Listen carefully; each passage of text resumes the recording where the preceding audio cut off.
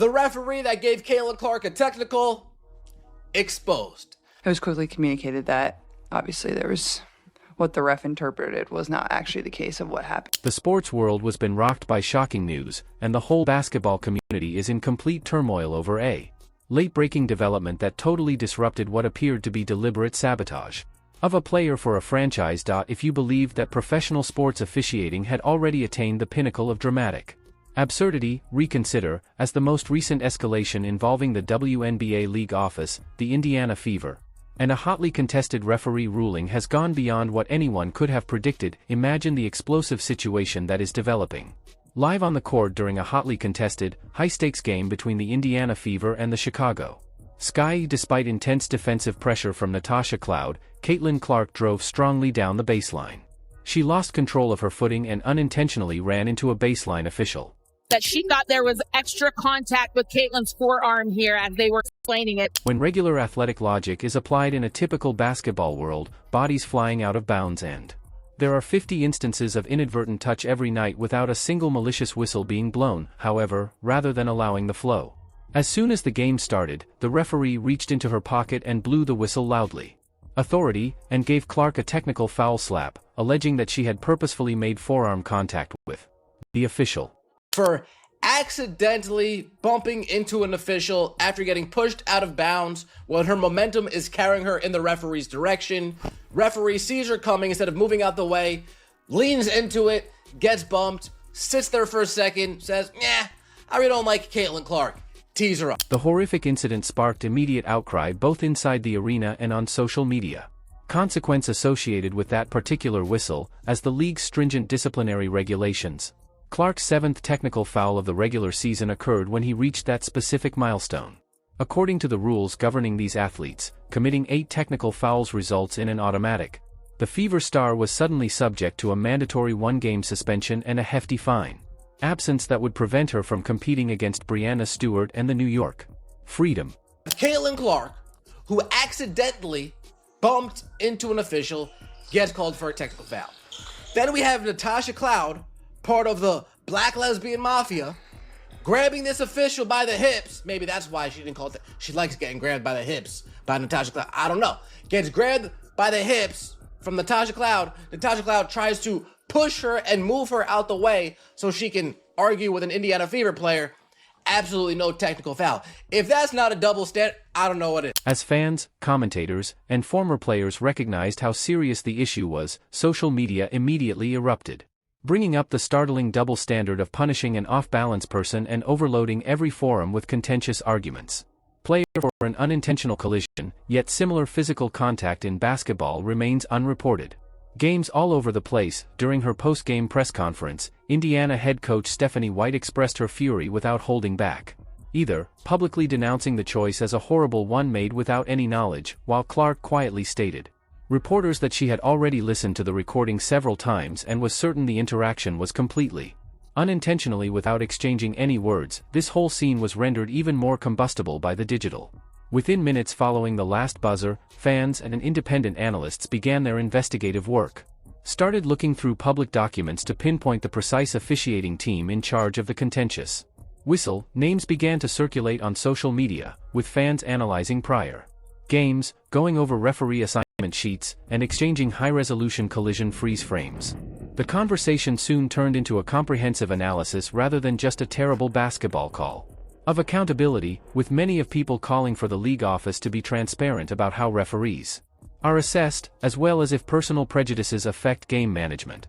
ESPN called up Adam Silver themselves, like, "Adam, you out your fucking mind with this dumbass referee suspending CC?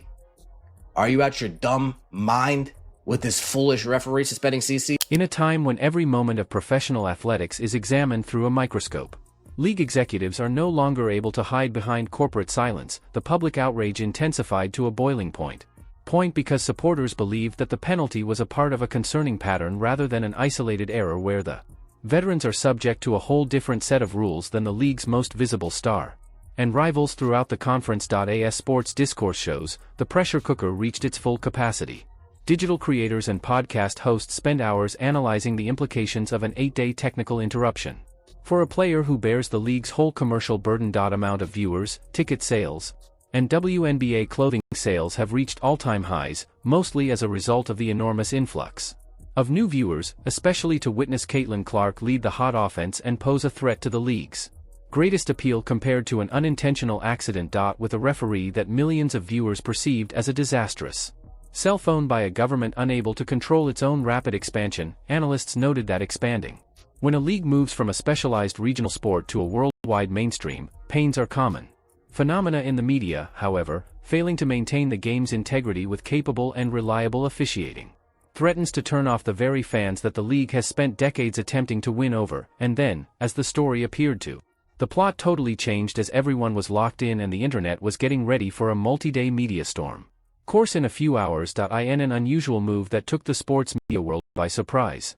After reviewing the chronology, the WNBA office formally declared that they had revoked the technical error. In an instant, the 8th technical was removed from the ledger, and the upcoming suspension was completely cancelled, allowing Clark to play on the floor versus New York, although the league office is entitled to praise for acting quickly to correct an obvious error before it jeopardized a marquee.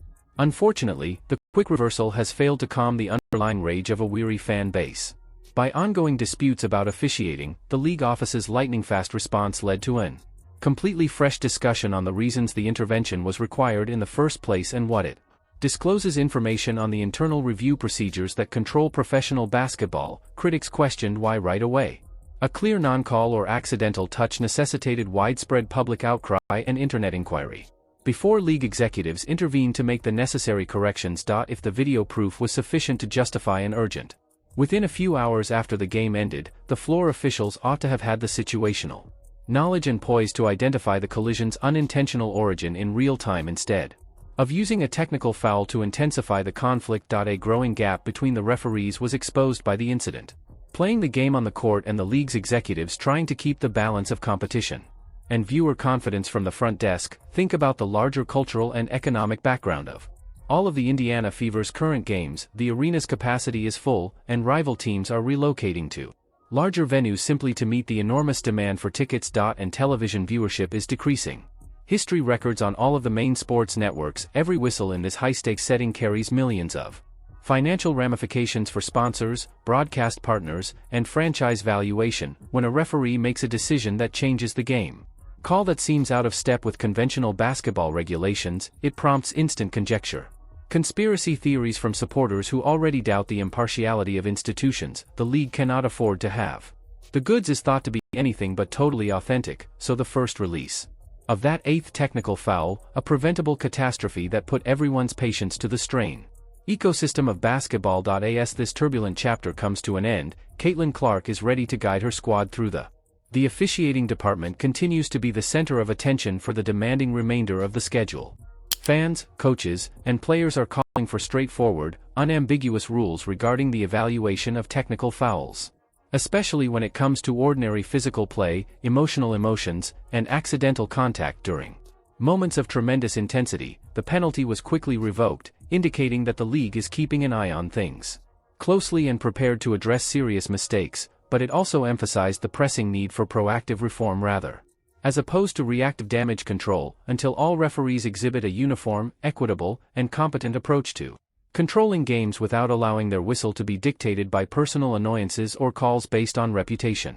Every possession in the WNBA will continue to be clouded by controversy. The consequences of this whole experiences go well beyond a single regular season game or a player's technical foul tally. When fans spend their hard-earned money on streaming subscriptions, season tickets, with official items, they do so with a legitimate expectation that the game will be fairly officiated. Accuracy and total impartiality. Each time a referee becomes involved in the story, it erodes the foundation through dubious technological errors or excessively sensitive whistleblowing. Confidence between the league and its viewers. In the sports sector, starting with the National Basketball, maintaining the integrity of the competition is crucial, from association to collegiate athletics. The backlash happens quickly when its purity is jeopardized by perceived incompetence or arbitrary rule enforcement. Unrelenting and detrimental to the long-term development of the sport. Additionally, the psychological damage to elite. It is impossible to overstate the importance of athletes competing under such close scrutiny. Caitlin Clark has encountered an unparalleled degree of physical care, media attention, and defensive planning ever since she played professional basketball. Court physical play is a natural tactic used by opposing players to test a generational rookie, a component of competing at the top level. But there is a clear distinction between punishing officiating and intense competitive defense that identifies a player based on their actions, responses, or self-expression on the court when doing standard sports motions, such as attempting to stop a lost ball or staying balanced close to the sidelines, are penalized with technical. When an athlete commits a foul that could result in suspension, it makes them question their intuition. Amid the game's high-stress moments, these instances have also been amplified by the sports media. A significant change in the last few years. A contentious referee ruling in the past may have led to a brief, before disappearing from the public eye, a few newspaper columns and a part on morning sports shows. Awareness by the day of the next game. These days, independent analysts, fan communities, and internet platforms analyze all of the game's footage within minutes of the last buzzer. Camera viewpoints from various perspectives. In slow motion, points are examined, public databases list referee tendencies and accountability movements.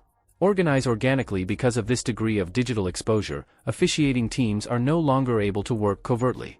Of obscurity, every call is continuously recorded, discussed, and evaluated by millions of fervent watchers who demand complete excellence from experts tasked with overseeing the game. In the future, the WNBA leadership must deal with a crucial point in the way they oversee their officiating staff and respond to public concerns about consistency. Putting in place strict training programs, creating review boards, transparency, and holding people responsible for obvious errors are crucial steps in re-establishing complete trust in the league's competitive honesty. Because basketball is such a fast-paced sport, fans don't expect referees to be flawless. Game that is officiated in real time by people who must make snap decisions, what supporters want and what. Baseline consistency, where the rules apply to everyone equally, is what the sport sorely needs. Single player on the court, irrespective of their reputation as a star, their status as a rookie, or the media's portrayal of them, every victory is crucial for the postseason as the playoff competition intensifies. Thus, players' and officials' margin of error has essentially disappeared. The Indiana Fever are aware of this. Every night, opponents will give it their all, and navigating that competitive gauntlet demands unrelenting focus, tactical flexibility, and mental tenacity simultaneously. When the officiating team takes the floor, they must step up and make sure they facilitate a fair and exciting competition instead of taking center stage in the post-game press cycle. This technical error was quickly fixed, demonstrating that the system can self-correct when forced to the limit, but making the proper decisions when the chips are down must be the league's top priority. And the outcome of the game is uncertain.